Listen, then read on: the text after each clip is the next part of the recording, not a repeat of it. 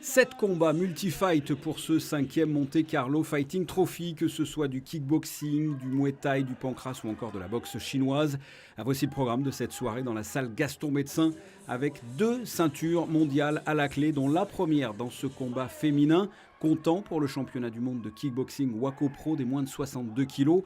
D'un côté, la Serbe Teodora Manic en short rouge, 57 combats, 47 victoires. Et de l'autre côté, la Française Mallory Kalachnikov en short blanc, 33 combats, 29 victoires. Il n'y aura que le premier round d'observation qui sera plutôt partagé.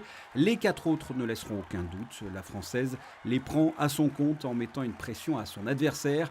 Mallory avance et asphyxie la Serbe. Pas de grand suspense à l'annonce du verdict, la Française remporte cette ceinture mondiale. Déjà le premier, c'est histoire de se mettre dedans. Et après j'ai vu que j'ai laissé passer la tempête en fait. Et j'ai vu qu'elle baissait à chaque round. Alors du coup, ça m'a motivé pour mettre la pression. Et voilà, ça a marché.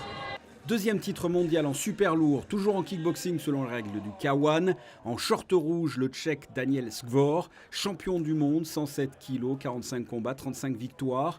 Son adversaire, l'Ukrainien Roman Kriglia, le challenger, 100 kg, 44 combats, 33 victoires, dont une ici l'an passé par KO. Il est en short blanc et mesure 2 mètres. Il est vif, rapide, tel une guêpe, ce qui est assez rare dans cette catégorie de poids. Il est également puissant et il va le montrer avec ce KO au deuxième round. Un crochet du droit suivi d'un uppercut du gauche. Son adversaire ne poursuivra pas le combat. L'Ukrainien est le nouveau champion du monde. Je me suis bien préparé. Je suis allé pendant un mois dans un camp sportif pour me préparer à ce combat. Pour me préparer à un combat qui devait durer 5 rounds. C'est long, 5 rounds en kickboxing. Et en plus, tu ne sais jamais combien de temps ça va durer. Et là, je suis heureux d'avoir gagné.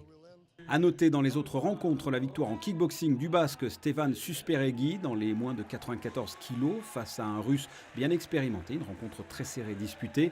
C'était une soirée avec plusieurs styles de combat, du kickboxing, on vient de le voir, mais aussi du muay thai, où les coups de coude et de genoux sont autorisés, ainsi que de s'accrocher à son adversaire. Dans ce combat de muay thai, c'est Mathis Gianoyan en short blanc qui l'a emporté. Autre combat, mais en pancrace cette fois, les projections et les prises au sol sont autorisées. Et c'est Gwiles Oudela qui a pris le dessus sur son compatriote Mathieu Morandi.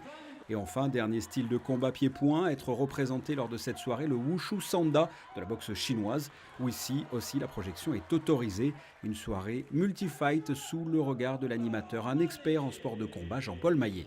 L'intérêt premier, c'est déjà la qualité forcément, la qualité sportive.